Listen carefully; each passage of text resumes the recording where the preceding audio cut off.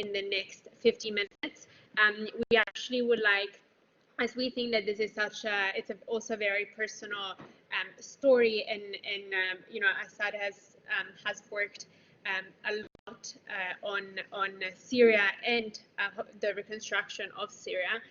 We would like everyone, if you want to ask questions, to just raise your hand, and then we can put you directly as a presenter, so you'll be able to put your video on and put your mic on, just to make it a bit more interactive, because we've received a lot of questions for you already.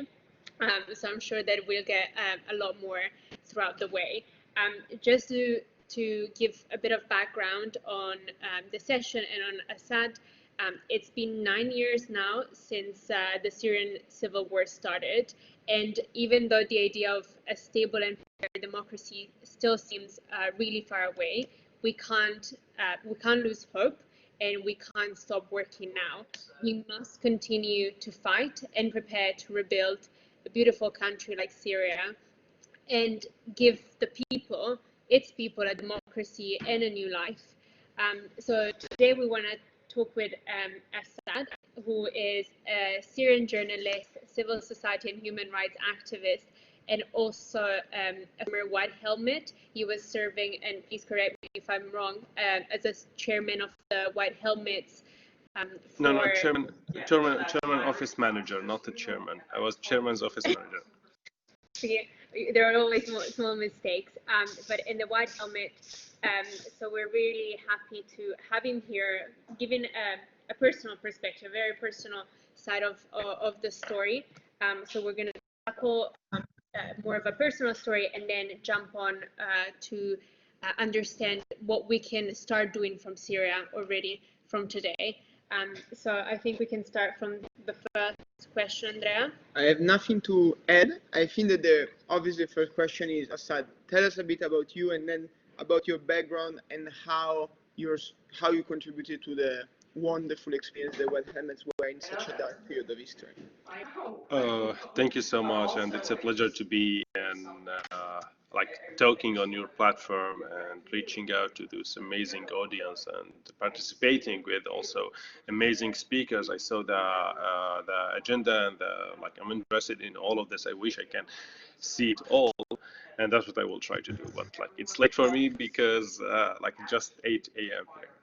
So let's start from the beginning with the right names. If we can, whatever or however we see the situation in Syria now, but we cannot argue about the starting. The starting was a civil revolution, not a civil war. It's even it was not a revolution, it was a normal thing. It was just people asking for their freedom, asking for the democracy in their country. People in Syria have been under the same regime, the same family for 60 years now, and they can't do anything on the right way as long as this family is controlling everything, controlling the economy, the policy, the army, the intelligence branches, and everything. So people started to seek for the democracy, and at the early beginning days, they just asked for correcting and for making development in the process of the government and election. But then the regime started to attack them with bullets, with the regime sent the army into the streets to kill the people. So here the people needed, after more than 6 months or 1 year, they wanted to protect themselves. So that's why some of the people took that decision to have weapons to protect their families and to don't allow the regime to have access to their streets, then they will be killed. And I need to mention very touching, or a horrible, actually. It's a horrible testimony was given in Copland's court, which is known as Copland's court case in Germany, which is a court case against former intelligence leader in Assad regime.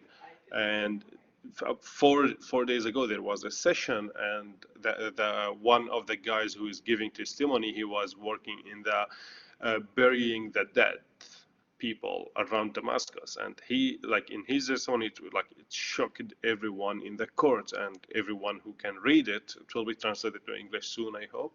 So he said, we buried more than 1 or 2 million people around Damascus only. So they were killing the people in the prisons, in the intelligence centers, and sending them in trucks to be buried all together. So we cannot imagine even how brutal that regime is. So you were asking me to talk about myself, but I can't talk about myself without talking about what happened, because it's what we are, me and the other guys, the brave people who are doing still in Syria now and rescuing people and defending the democracy or covering the situation. Even that's all they are doing. Amazing, brave job. I'm not now. I'm just talking. So. Wish them all the best for all who still can hold the fire and working there on the ground. So that's how it started, despite how it looks like now, because there is a lot of people who claimed, not the people, I mean parties who jumped into the truck and jumped to like ISIS, Qaeda, the Islamic groups, Hezbollah, and the Iranian fighters, and, Russia, and all of those. They made the situation worse, and they came just to kill people. So it's very complicated now, the scene on the ground, but we can still summarize it as it was a civil raise up against dictatorship regime. People were asking for democracy and freedom in their country. Thank you so much, Asaad, for this very touching account. And just for those following us that might be less familiar with the Syrian conflict, we mentioned a lot the White Helmets, the organization that Asaad has been part of. That super, in a synthetic way, is basically a body of volunteers that decided to sacrifice put their lives at risk to save people from war, from bombing, and people from every background, from bankers to tellers to anyone they wanted to support. And they became famous internationally because of distinctive white helmets and because of their bravery and selfless that they showed during the bombing in most cities of Syria. And they were also considered for their Nobel Peace Prize. And I saw some amazing documentaries of your actions.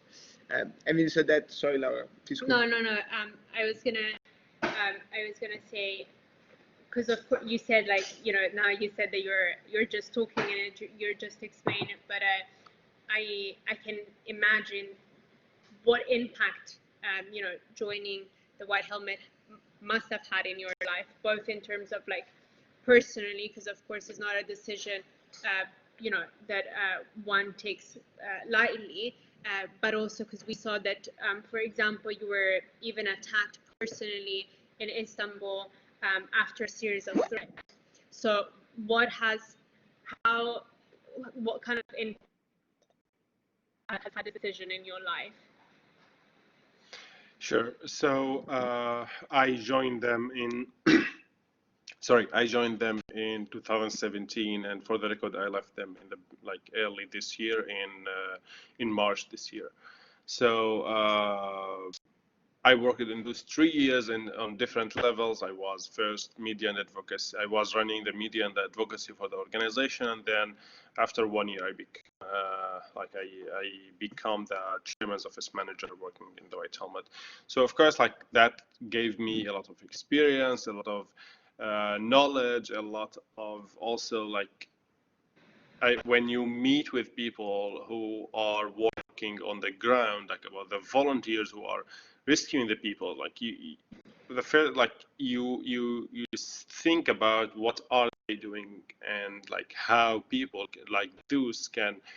Usually when there's a bombing, people run away, people escape from the bombing area, but those are the only people among others, some other organizations also doing the same work.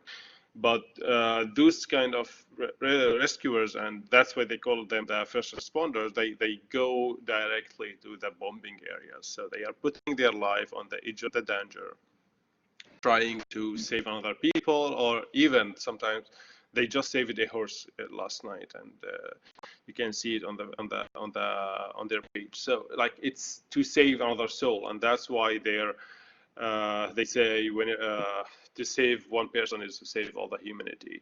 So it's starting from the principles of the volunteering, and then from putting your life on risk to save other people. It's like also the nurses and the doctors who are working on the pandemic on the front lines now in Italy or in London or in the US or everyone. So those are the brave people who are risking their life and sacrificing everything in order to save more lives and also to protect the humanity.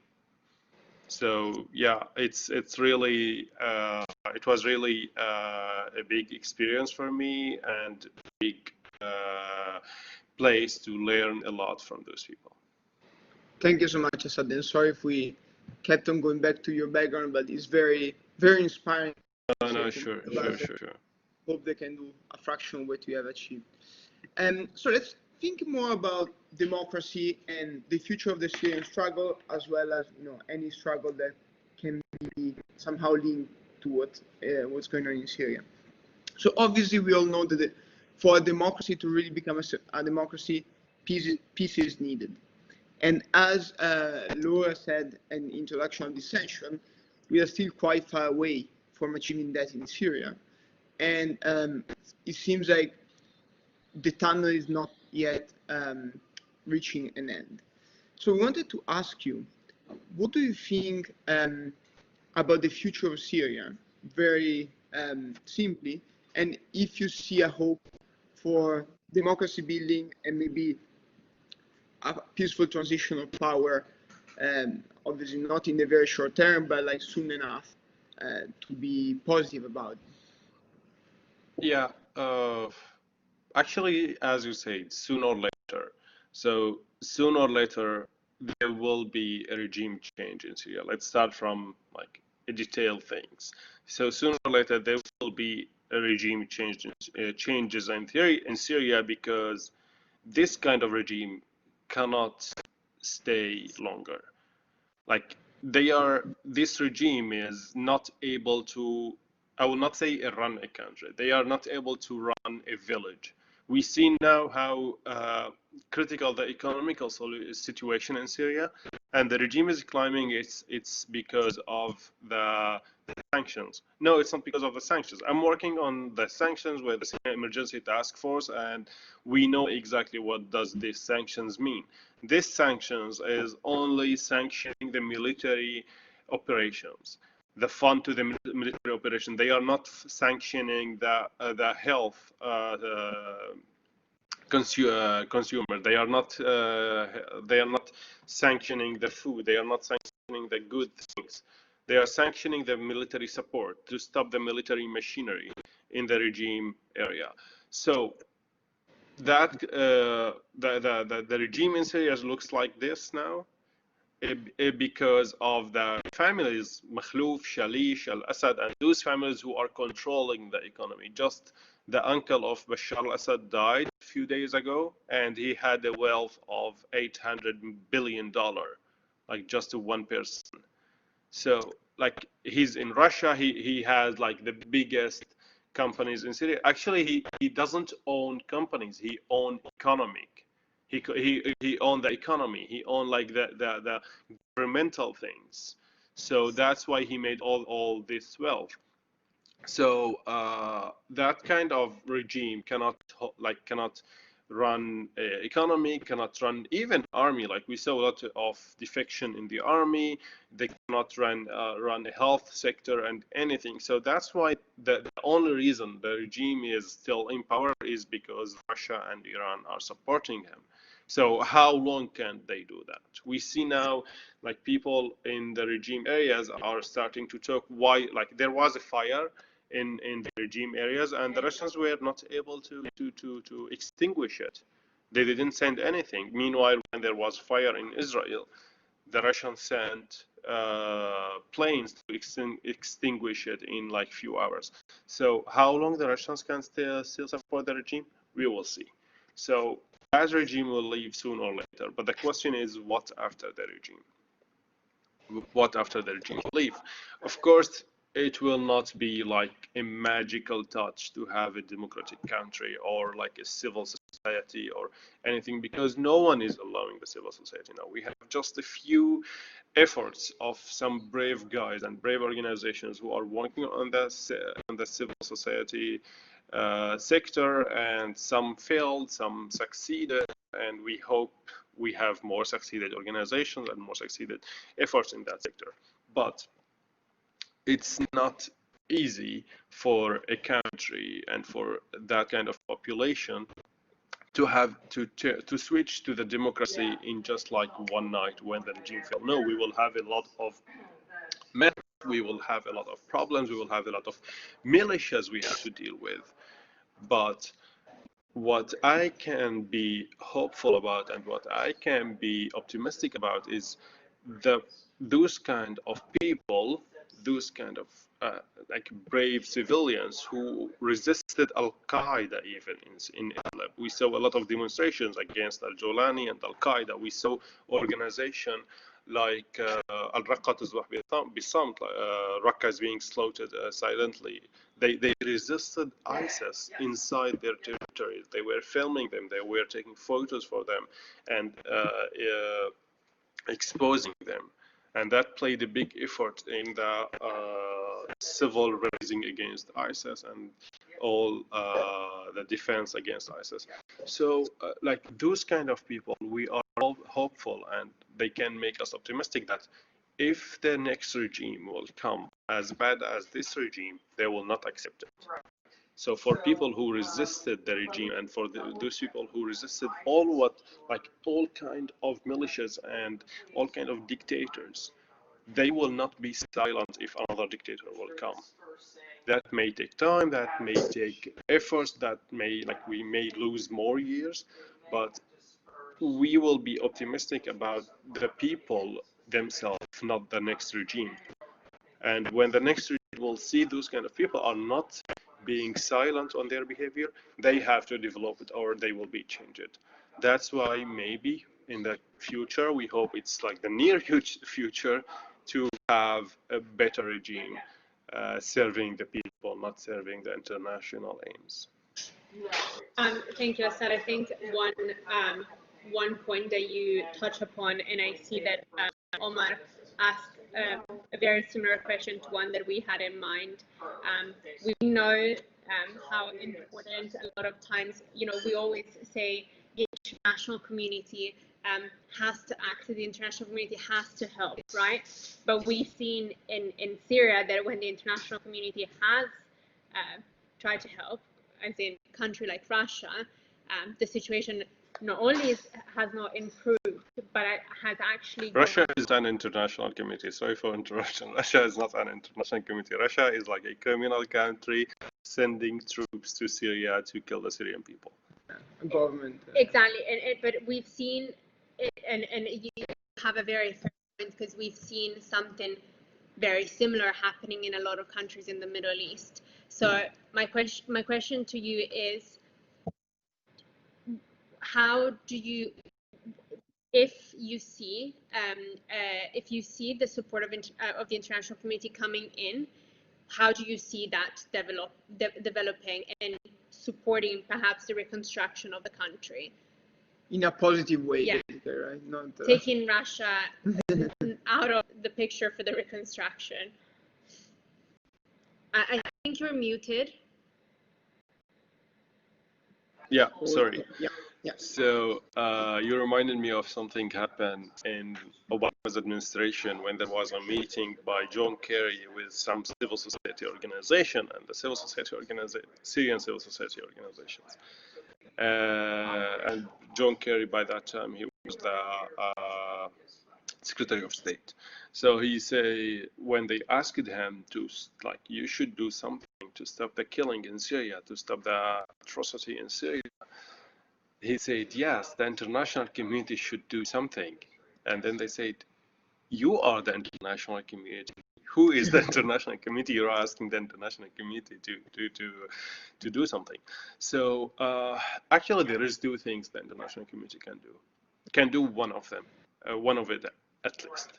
First one is for all the the countries, if we call them the international community, to leave out of Syria and to let the Syrian people deal with their situation, but all of them, not like the Americans to leave the northeast of Syria, or the Turks to leave northwest of Syria and then let the Russians come in. No, like if all the countries can go out, and then we as Syrians, we can to let us do whatever. Exactly. The second thing is, if we are talking seriously and about in a political way, the international community, who are the UN representatives or the UN members, they should respect the international agreements, the Security Council agreements like 2254, which gives a clear way for the situation, for roadmap, if we can call it, for solving the problems in Syria, if we call it a problem, or ending the war in Syria.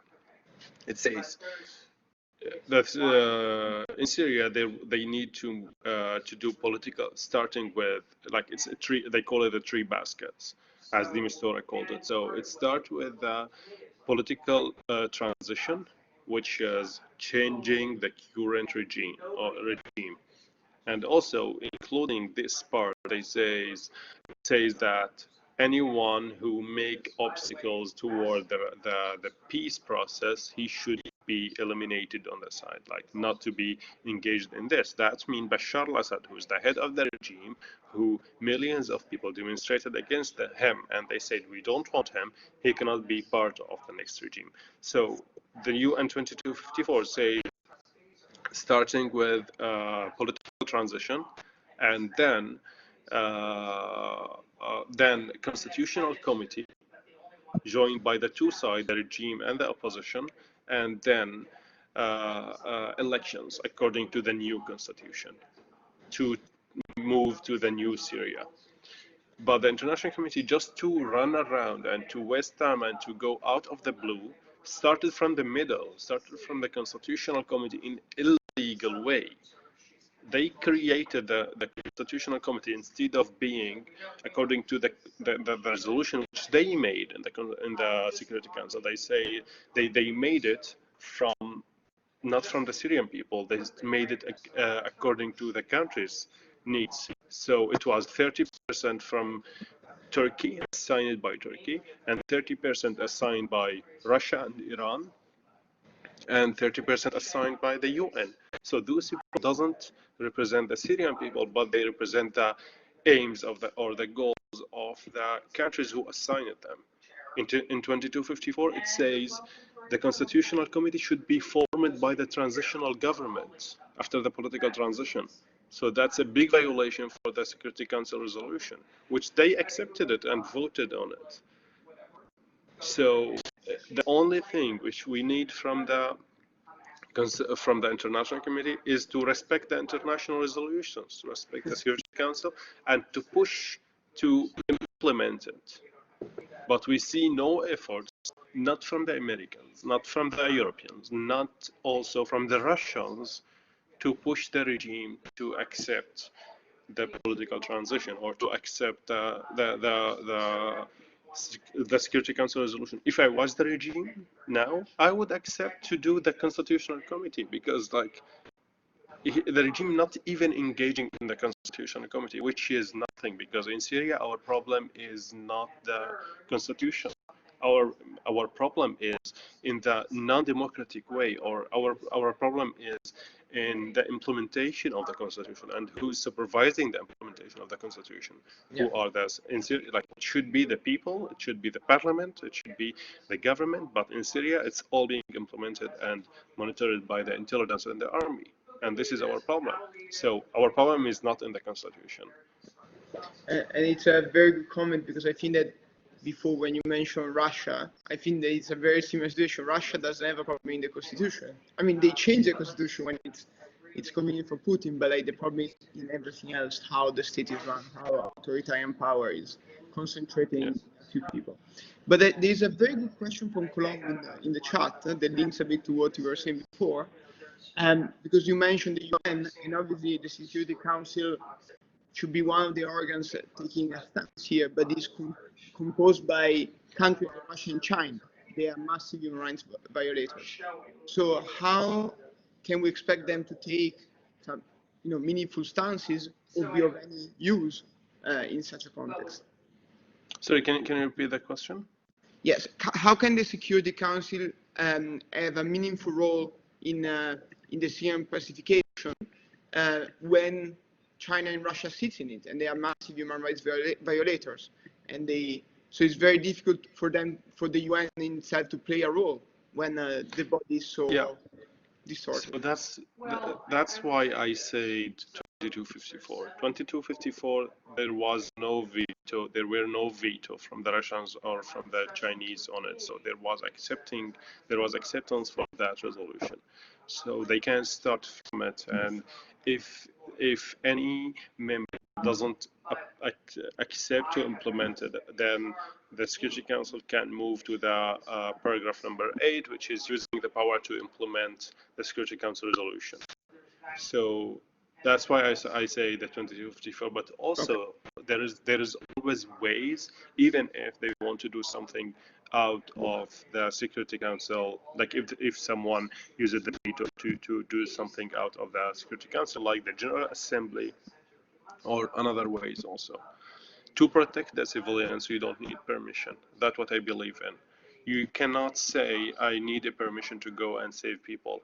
More than 500,000 people died now in Syria.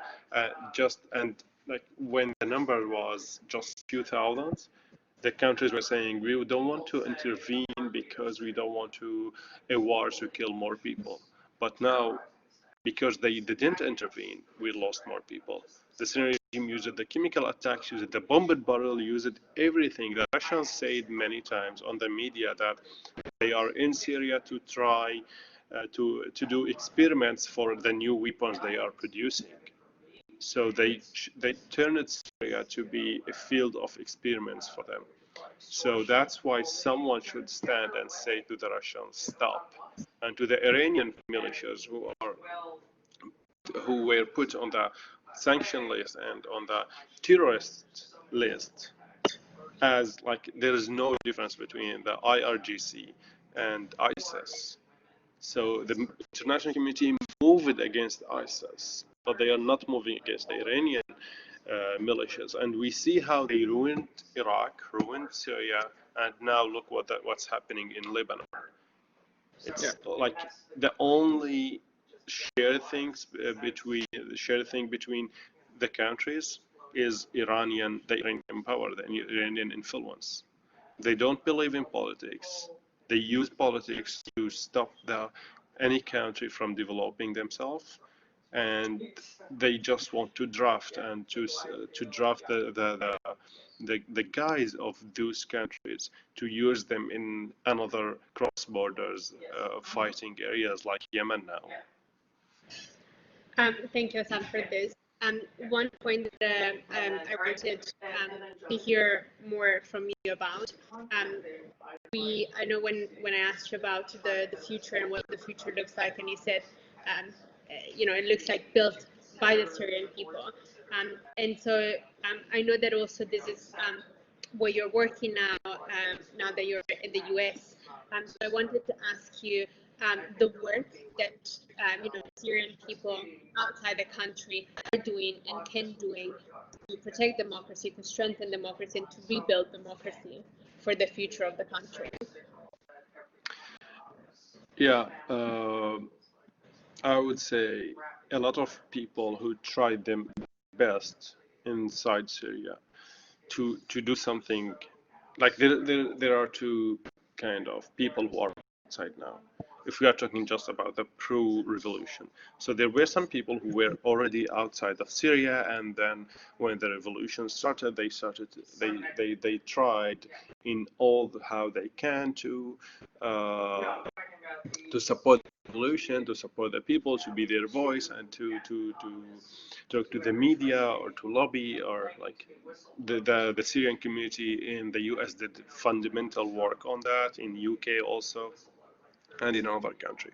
But a few years later, some of the people who were already also working inside Syria, inside the revolution, and either covering the news or doing any work inside Syria as civil society or volunteers, some of them felt tired, so they started to leave out the country, and some of them were threatened, some of them were arrested, some of them were harassed, and they needed to go out for their safety. So they left out of the country, stayed wherever they could, but then they had to find a way for themselves to have a kind of stable life, meanwhile trying to also support or help in any how they can. So there is a big community of those people now who cannot go back to Syria, not to the opposition areas, not to the regime areas, and like maybe it will take long years. Those people, some of them still working on supporting the revolution, still working on the media or on the fundraising or the humanitarian support, or like I know some people who are lobbying for still trying to achieve something political, supporting the civilians or supporting the displaced people, which is like a disaster in northeast of Syria. More than 1 million people living in the tents, which flood in the winter, burn in the summer. So it's like even if you have no roof above you, and a lot of organizations who are trying to help and support those people are being supported by the people who are out of Syria. So those people are still part of, in my point of view, they still part of what they were doing, but from another location. So and I believe even if the Syrian regime, God forbid, takes all the control on all the Syrian lands, he cannot control the word of the people. He cannot control what we want to say. He cannot control what we will do. So those people who we have half of the Syrian people now out of Syria, they still resisting the Syrian regime, working against the dictatorship, and seeking for the most important goal, which is the freedom of the prisoners in the brutal Assad regime prisons. Thank you, Asaad. I have actually a very good question we received on social media, and I want to build on that. So people are asking, so it's clear that the situation has been very tragic during the conflict. And do you think that this conflict has changed the pro-democracy views in the country? So assuming that people 10 years ago want a regime change, do you still think that the same people, most people, want the same, or they just would like to see the conflict end and then maybe restart a discussion way down the line? And according to your answer on that, I also would like to ask you, do you foresee in Syria a situation with a government in exile, as it happened, for example, in Tibet? And I mentioned it because we had a speaker before, where like the free Syrian people decide to start building their own government outside of the country because of the fact that the regime is not going away. So I will answer the second question first. We already have, I think, 3 or 4 governments outside of Syria. Okay. But none of them is representing the people. None of them are working for the people. And like I think every group, whenever they got bored, they try to form a government. So Okay. the government gets their power from 2 things: either from the support of the people, or from the support of the international committee and the international community. So those governments and the Assad regime government, they don't represent the Syrian people, because they are not working to support the Syrian people. So that's why I think that will not be possible to have we call it abroad or overseas government or shade government, but because they are like there's no support from the international community for this move, and there is no support from the Syrian people for this move because they didn't see. There was actually a big hope in early 2013, 14 on the interim government, which was created in Turkey, and they had big support and financial support to work inside Syria, but unfortunately, like they wasted their chance and they were not good enough to continue, and now they like almost disappeared. What was the first question? Sorry. And the first one was more about how after the conflict the pro-democracy front has changed. Is it stronger? Is it weaker? Yeah. So I think it's still the same in the people who really wanted it. So the people who were believing in the democracy and looking for the democracy in Syria, they still want it. But there were some people in the like in Syria and in any other revolution happen, some people, we call them, they ride the wave. Like whatever happens, they ride the wave on it. So if there were like a wave of the extremist religious behavior, they become the best religious people. If there is a wave of democracy, democratic changing behavior, they will write it also. So they go with the flood, however it goes. So these people, we saw them always changing in between. We saw a lot of people who were actually in the opposition organization or in the opposition positions in like a political work, and they jumped back to go to the Syrian regime side. So those people who they were not supporting the revolution for the democracy, they were supporting the revolution or claiming to support the revolution because of personal achievements or personal needs or whatever. I'm not categorizing it now, but I can answer very shortly, saying the people who really wanted to have who really supported the revolution from their heart and who wanted the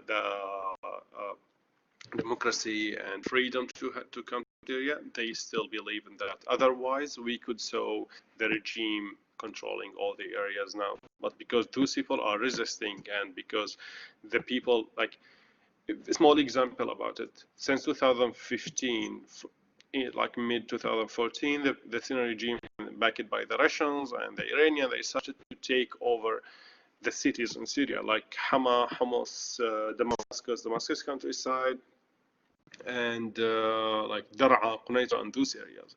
So whenever the regime took over a new area, we saw the buses, they call it the green buses, evacuated thousands of people to the north of Syria, northwest of Syria in Idlib. Why that happened? Because those people doesn't accept to live under the regime, because those people, they know if they stay there, they will not have democracy, they cannot support the revolution, but they want to continue, even if they are living. Can you imagine someone leaving his home, his car, his everything, his life, his town, his city, to go and live in a tent in Idlib or in the camp near the Turkish borders, just to be able to speak freely, just to be able to continue supporting what he believes in. So that's why I can say those people, like, they cannot walk aside from the line they created for their life. Very clear. Thank you so much. I think that on our side, we asked all the questions we wanted. And so I would say maybe the best way to conclude this very interesting session would be Asaad to give a final statement. I mean, there's an international audience here on Facebook. We have many more people following. So what's the single message you would like to send to, when I say international community, I don't mean like world leaders, but I mean actually people from all over the world that are dedicating their time for various struggles for freedom, from Hong Kong to Belarus to Syria? I would say first, like, thank you for hosting me here, and second, thanks for the audience also for attending. As you say, they are amazing international audience from all the world. So I would say just don't forget about Syria. Whatever you see on the media, like now we rarely see Syria on the news. Like it's more about Russia or China or Hong Kong or coronavirus and all the head news. So Syria dropped down in the news not like a few years ago when whenever you turned on the news, you see Syria and you see like the suffering of the Syrian people. So don't forget about Syria. Don't forget about the Syrian people. There's a lot of things you can do. Just think about yourself, what you can do to help those people by at least talking about them. Tell your friends, tell your government for the international people here, like tell your government, send messages to your government. We use it to support that, to tell people, like send message to your government, to your representative in the parliament, in the government, saying we need to do something to protect the people, to help the people who are stuck on the Greek borders now around UK, in Europe, inside Syria, in Idlib. There is 4 million people, and that's the most important thing. There's 4 million people, civilians in Syria, in Idlib, now being threatened by the Russians and the Iranians that the regime that they want to take over this area. If they take over this area, as I say, those people are the people who were evacuated from many other areas to be sent to Idlib. So those people, if the regime comes, the only thing he can do is killing them, because they will not live under the regime, and they were all wanted to the Syrian regime. So do something, act to protect them, and before we say it's too late. Thank you, Asaad. We actually, before you go, we actually have one of our member, Omar, and he would like to ask you a question. So if it's okay, we'll mute him. Sure. And at least he can ask the question, because we know that he really loved the session.